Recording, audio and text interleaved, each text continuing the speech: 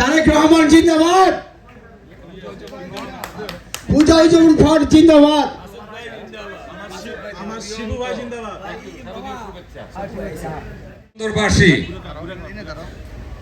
জাতীয়তাবাদী দলের ভারপ্রাপ্ত চেয়ারম্যান জনাব তারেক রহমানের শুভেচ্ছা বার্তা আপনাদেরকে পৌঁছে দিচ্ছি।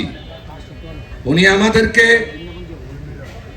সারা দেশবাসীকে উনি শারদীয় শুভেচ্ছা পৌঁছানোর দায়িত্ব দিয়েছেন নেতাকর্মীদেরকে। আপনাদের প্রতি রইল শারদীয় শুভেচ্ছা এবং অভিনন্দন, এবং আমাকে এই জায়গায় যে আতিথেয়তা আপনারা দেখেছেন তার জন্য আমি চিরকৃতজ্ঞ। প্রিয় বন্দরবাসী, আমি এই মাটিরই সন্তান, আমি আপনাদেরই ভাই, আপনারা আমার ভাই বোন। আমি আপনাদেরকে ছেড়ে কোথায় যাব? আপনারাই আমাকে ছেড়ে কোথায় যাবেন? আমরা ঐক্যবদ্ধভাবে আমৃত্যু একসাথে কাজ করব ইনশাআল্লাহ। আজকে অনেক ধরনের প্রোপাগান্ডা শুরু হবে, কোনো কিছুতে কান দিবেন না। আমি আপনাদের পাশে থাকব, ভোটে দাঁড়ালেও থাকবো, ভোটে না দাঁড়ালেও আপনাদের পাশে থাকবো ইনশাআল্লাহ। আমরা মানুষের জন্য কাজ করব। এটা একটা, এই বন্দর নগরী নারায়ণগঞ্জ, এই নগরের অনেক বড় ইতিহাস আছে।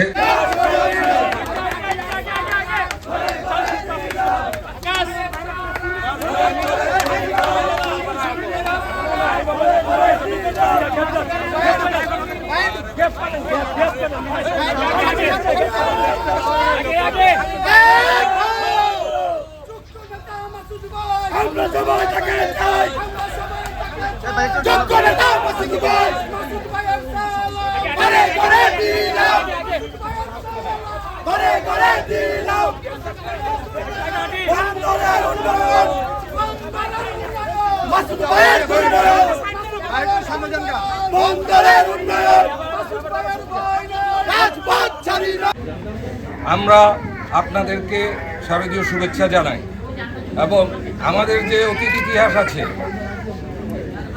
নারায়ণগঞ্জের শতবৎসরের ইতিহাস, সাম্প্রদায়িক সম্প্রীতি বজায় রেখে আমরা ইতিহাস গড়েছি। আমাদের এই নারায়ণগঞ্জের একটা সুন্দর ইতিহাস আছে। আমরা হিন্দু মুসলমান এবং অন্যান্য ধর্মাবলম্বী ভাইদের সাথে একসাথে মিলেমিশে থাকি, এটা আমাদের একটা বড় অবদান।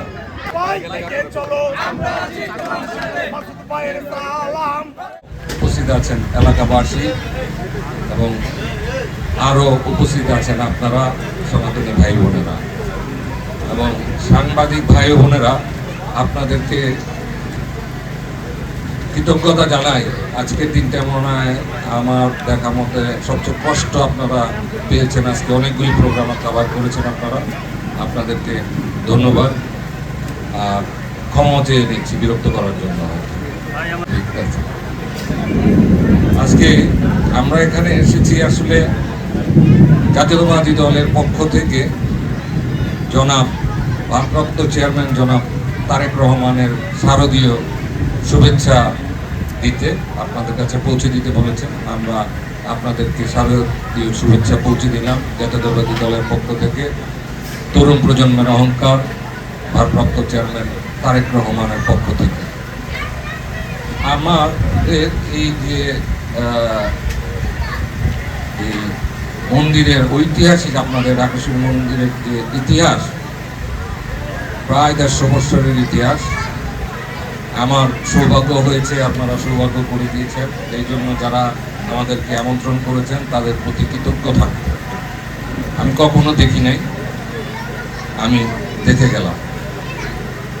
আপনাদের প্রতি অনুরোধ থাকবে, আমাদেরকে আপনাদের মনে জায়গা দেন আমাকে, আমি ইনশাল্লাহ দিয়েই আসছি। কারণ আমরা দেশ গড়ার কাজে নতুন বাংলাদেশের স্বপ্ন দেখেন আমাদের ভারপ্রাপ্ত চেয়ারম্যান জনাব তারেক রহমান। আমরা কিছু জাতীয়তাবাদী কিছু লোক তার সঙ্গ দিয়ে রওনা হয়েছি। আমরা পরিবর্তনের বাংলাদেশ করতে চাই, আমরা নতুন বাংলাদেশ করতে চাই, যেই বাংলাদেশে সাম্প্রদায়িক সম্প্রীতি থাকবে, সবাই মিলেমিশে, সংখ্যালঘু কথাটাই থাকবে না। আমাদের ধর্ম যার যার, বাংলাদেশ আমার, সেই আলোকে যাতে আমরা চলতে পারি। আমাদের বয়স তো অনেক হয়ে আসছে, আমাদের কিছু গাইডলাইন তরুণ প্রজন্ম থেকেও লাগবে। যারা তোমরা তরুণ যুবা, তাদেরকে জেনজি, তাদেরকে লাগবে। তারা আমাদের সাথে আলোচনা করলে আমাদের অভিজ্ঞতা এবং তারুণ্যের যে সংমিশ্রণ, সেই আলোকে সামনে আমরা তোমাদের চোখ দিয়ে আমরা বাংলাদেশকে দেখতে চাই। আমাদের তো বয়স হয়েছে অনেক, আমরা সবাই মিলেমিশে যদি কাজ করি, বাংলাদেশ একটা নতুন বাংলাদেশ হবে। আপনারা দেখেছেন 5ই আগস্টের পট পরিবর্তনের পরে বিভিন্ন রকমের সমস্যা দিয়ে, অর্থনৈতিক সমস্যা এখনো কাটেনি। আমাদেরকে আসলে একটা নির্বাচন, সুষ্ঠু একটা নির্বাচন আমাদের দিতে হবে। কিছু স্থবিরতা আছে, স্থবির হয়ে আছে কিছু জায়গায়, অর্থনৈতিকভাবে, সামাজিকভাবে আমরা বিভিন্নভাবে আমরা বাধাগ্রস্ত। এখনো যেই স্বপ্ন আমরা দেখেছিলাম 5ই আগস্টের পরে, সেই স্বপ্নটা আসলে ওইভাবে হচ্ছে না। যেই কারণে আমরা চাই একটা নির্বাচন, সুষ্ঠু একটা নির্বাচন, যেই নির্বাচনের ভিতর দিয়ে একটা সহি রাষ্ট্র, একটা সুন্দর রাষ্ট্র তৈরি হবে, যেই রাষ্ট্রে আমরা বসবাস করব একে অপরের সাথে মিলেমিশে। গৌতম দাস শারদীয় দুর্গাপূজা উপলক্ষে আজ মহা অষ্টমী তিথিতে আমাদের মাঝে উপস্থিত হয়েছেন অত্যন্ত ব্যস্ততম মানুষ, নারায়ণগঞ্জের জনপ্রিয় মানুষ, ব্যবসায়ী মানুষ, রাজনীতিবিদ, আমাদের মডেল গ্রুপের কর্ণধার মাসুদুজ্জামান মাসুদ ভাই উপস্থিত আছেন আমার বাম পাশে। আপনাদেরই সন্তান ডাকিশ্বরী হাই স্কুলে আমি পড়াশোনা করেছি।